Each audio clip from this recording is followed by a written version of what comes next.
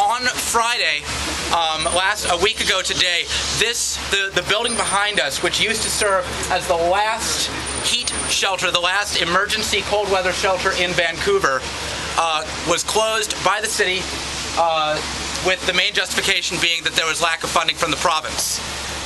There was an action there to keep that shelter open. It was supposed to close at 11, and it kept on going until about 7. The city supposedly, quote-unquote, housed everybody in the shelter and made the claim that there was no more need for it because everyone had already been housed, even though shelter residents were still coming back and were saying, wait a minute, you put us back in the downtown east side, you put us into housing that's like bad for our health, you put us into SROs, you put us like, you know, all sorts of issues with the housing that was given. And you also had the city itself admitting that if this shelter were to remain open even 48 more hours, both the shelter operators and the deputy manager of the city both said that if this shelter were to remain open, it would be filled up again. You're speaking for Fraser Stewart, who lived in Central Shelter last year. And we went down to Central Shelter when they were going to close the heat shelters last year, and we said, hey, wait a minute, this shelter can't close.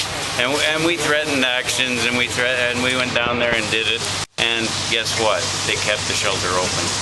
Why did they keep that shelter open? Because it was a 100-bed shelter and it was necessary in the community. So this year, when they announced the shelters were closing, we came down again.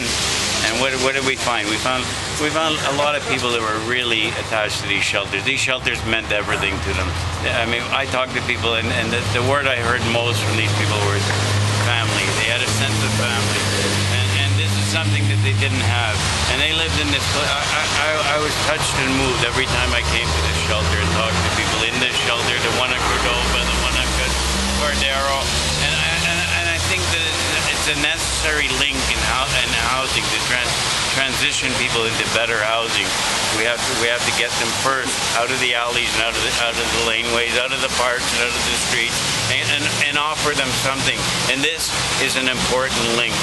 And I want to call on Mayor Robertson, who's announced that he wants to end homelessness in our city.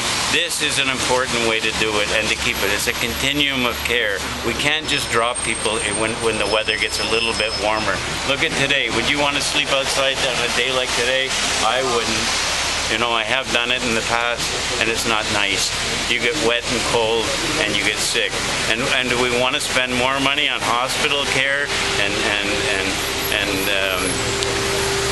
the kind of care that's needed for people that have to sleep on the street? It's not good. It's an increasing policing costs and everything. Jim Chu, the chief police of Vancouver, the police, they came out in support of the new fountain shelter to keep that one open. A couple of days before he sent 30 police over here to kick everybody out of this shelter. So that, I mean, to me, there's something wrong with that right there. You know, obviously we're hugely concerned about what's taking place here. And the thing that seems really crazy to me, and I think to everybody, is that we have these shelters that keep, you know, opening and then they close, and then there has to be a whole new campaign to get them open again. And, you know, this is not some kind of game around budgets or numbers or even the seasons. This is about a basic human right for people to have shelter, to have some sense of security and some sense of dignity about their own life. And that is just such a basic thing that all of us understand. So this idea that a shelter is there for the winter months and that suddenly it's deemed to be over and you shut it down and everybody's turfed out back on the street just doesn't work. So the first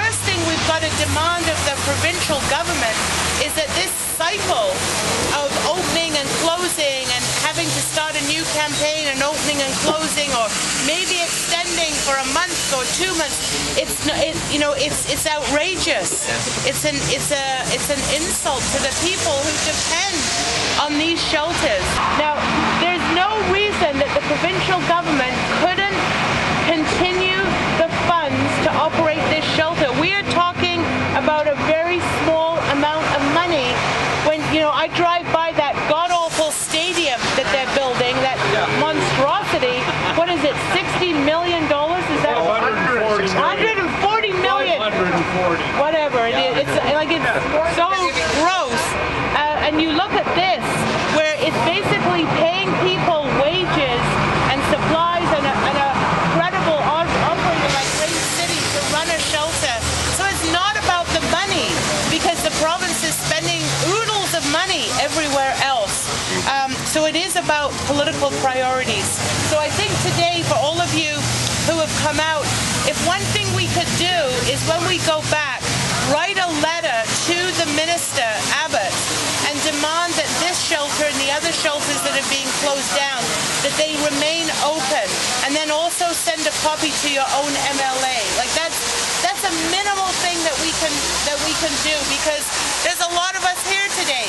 So let's use our energy to at least, keep this struggle going, to try and keep this shelter, well, it's closed now, but to try and get it reopened. And in terms of the federal government, of course, this has been a big issue. They are not even at the table. So I just want to tell you that as I head back to Ottawa in the next few weeks, and we face this Conservative majority, which is going to be very difficult, I want to tell you that the NDP is the official opposition. We will be very, very tough, and we will demand and press and be creative, because that's what we're going to have to be, and work with civil society to not let go of this issue of a national housing program. I want to commit to you, I will not let go of that. I know there's tremendous support in Vancouver and across the country, and what's happened to this shelter is just one example of the complete and utter mess that these governments have gotten us into, so that people end up on the street. This says so much about our society. So thank you for coming today. We have to stay together on this issue. That's what we've got, is our own unity and our own voice and working together. And so I'm committed to doing that. And thank you for coming today, and I know we'll press on. When the shelter closed, there was a strong kind of, there was at least 20 people who said that they weren't going to leave, and they stayed in, and they held the shelter for the afternoon. At the end of the day, the city decided they needed to arrest 8 people to get them out, on the argument that there was not enough funding. It's a city-owned building, it's now sitting empty, and for us that's unacceptable. It's been made entirely clear by the operator that if this shelter were to stay open, it would fill up immediately. The argument is clear. The number of units that the province is putting online in the construction of the 14 sites is drastically less than the number of people who are homeless. Even when all of the new projects are completed, even then, there will still be a need for temporary shelters, and that's shameful because there's not enough housing. That's a simple fact. So even when there's not enough housing, they're shutting down these shelters. Testament to the fact that there is not enough housing is the fact that the people actually living here came back to set up a tent city on the Friday that the shelter was closed. They were here for 4 days and then were shut down by the city. And it has to be emphasized that while the province has failed to put forward money, the city is the one who's on the ground using the police to criminalize the poor routinely every day. So when the city shuts down this shelter and the city decides they need to arrest 8 people to shut down this shelter and use the police to defend an empty building, they're saying that they're going to be participating in the lack of funding. When they cut $33 million 2 weeks ago from the corporate income tax for the 3rd time, they're saying they're going to participate in this. I'm just going to quickly announce that there's a lot of momentum with a lot of groups to continue fighting to keep these open, in specific Fraser shelter, but I think all the shelters, there's a kind of energy that dissipates but then, comes back in at different times, and right now is one of those times where there's actually a lot of groups wanting to do things together. So in the next couple of weeks, in the next month, there's going to be a kind of campaign which will involve petitions, direct actions, and a whole number of things to try to keep this shelter and the other shelters open, and to really make the case that there's not enough housing, and that the BC housing talking point right now, which is that everyone's housed, is a complete fallacy. So that's us for the next month, and you can look forward to us going forward. The shelter is a minimal thing that we can do for everyone. Where is Christy Clark? Christy Clark said she wants to be leader of this province, then she better put her money where her mouth is and put money into shelters so that everybody has a place at night. And we also need both the provincial and federal governments to step back to the plate. We need the new federal government to reinstate the national housing strategy. Housing is what we need. We need affordable housing, and we can only do it if the federal, provincial, and municipal governments work together. We're tired of the downloading on the city. It is outrageous in the #1 city in the world. There are people sleeping on our streets.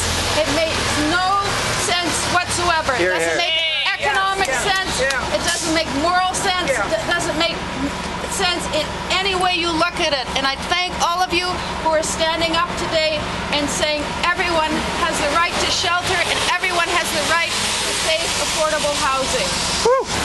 Ellen, what do you think of the city removing the tent city that was set up around back to support shelter residents who didn't accept the housing that was provided by BC Housing? My focus right now is that we must get Christy Clark to say whether she's going to fund shelters and housing. We've got David Eby, who's running the by-election in Point Grey. He has made a clear commitment to shelters and to housing. Christy Clark has to make the same commitment. They've got to stop the downloading. I support the right of people to stand up and rally wherever they need to rally for housing and for shelters. But right now my focus is demanding that Christy Clark stand up, and if she won't, let's defeat her. Right on! She should not be getting away with what she's saying. Let's keep these shelters open. These shelters are an important part of keeping people healthy.